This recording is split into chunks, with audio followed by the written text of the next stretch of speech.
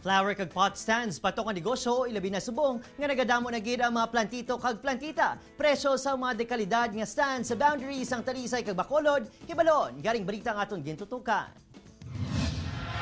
Calling all plantito kag plantita.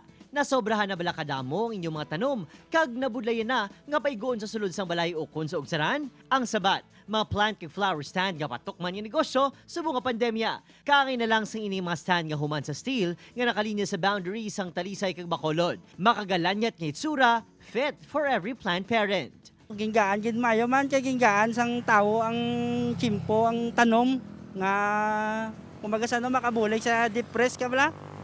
Makabulig sa tawo tapos ma-enjoy ka man na dumadula man ang kakapoy mo biskan ako ga sagod-sagod man ko tanom. Nag-oobra sadto bilang basurero si Resty. Apang nagdesisyon yung mangita sang lain nga palangabuhian. Timing man nga nakasulod bilang manugbantay sa isa ka plant stand business sa dalan.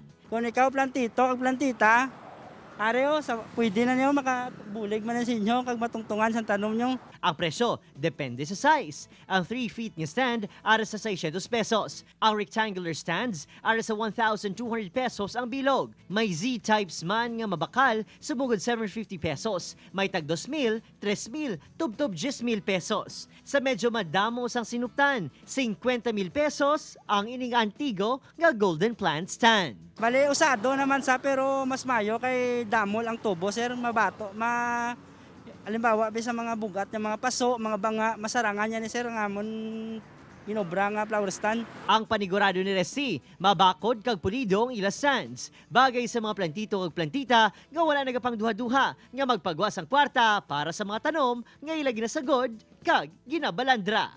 Obod kay Reynald Castillo, Adrian Prietos, 1 Western Visayas.